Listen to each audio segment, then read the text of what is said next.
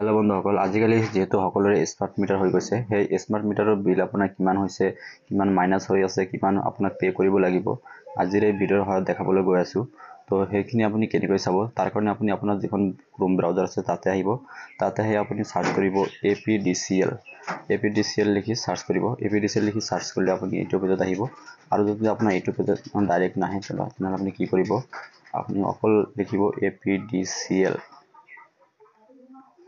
অকল APDCL লিখিলে আপুনি চাৰ্চ কৰিব। চাৰ্চ কৰাৰ পিছত আপোনাৰ সন্মুখত এনেকুৱাকৈ আহিব।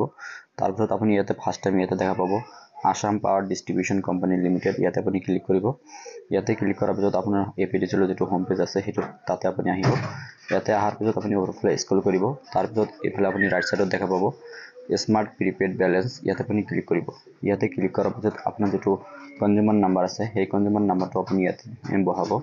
তো আপোনাৰ যিটো কনজিউমাৰ নাম্বাৰ আছে, কনজিউমাৰ নাম্বাৰটো আপুনি ইয়াতে এণ্টাৰ কৰিব। তাৰপিছত এইফালে যিটো কেপচাৰ আছে সেই কেপচাৰটো আপুনি ইয়াতে বহাব।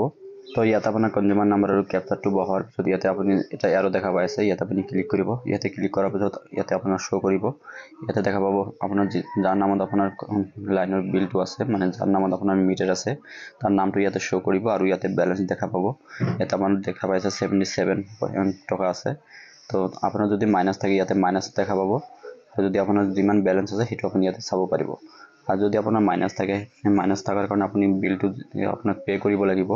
পে' কৰাৰ কাৰণে আপুনি কি কৰিব, ইয়াতে আপুনি হোম পেজত আহিব। ইয়াতে হোম পেজত আহিলে আপুনি ইয়াতে ক্লিক কৰি দিব। তাৰপিছত ইয়াতে দেখা পাব ৰিচাৰ্জ প্ৰিপেইড মিটাৰ। ইয়াতে দেখা পাব ৰিচাৰ্জ প্ৰিপেইড মিটাৰ। ইয়াতে ক্লিক কৰিব। ইয়াতে ক্লিক কৰাৰ পিছত অকণমান ৱেইট কৰিব।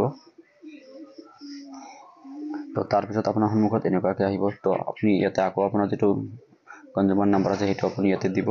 তাৰপিছত ইয়াতে আপোনাৰ যিটো কেপচাৰ আছে সেই কেপচাৰটো বহাব। কেপচাৰটো বহাৰ পিছত ইয়াতে আপুনি এৰো অপশ্যনত ক্লিক কৰি দিব। এৰো অপশ্যনত ক্লিক কৰাৰ পিছত আপোনাৰ যিটো মিটাৰৰ ডিটেইলছ আছে সেই মিটাৰৰ ডিটেইলছখিনি ইয়াতে আপুনি চাব পাৰিব। ইয়াতে দেখা পাব কনজিউমাৰ নেম, মিটাৰ নাম্বাৰ, মানে গোটেইখিনি আহিব। তাৰপিছত ইয়াতে দেখা পাব এমাউণ্ট।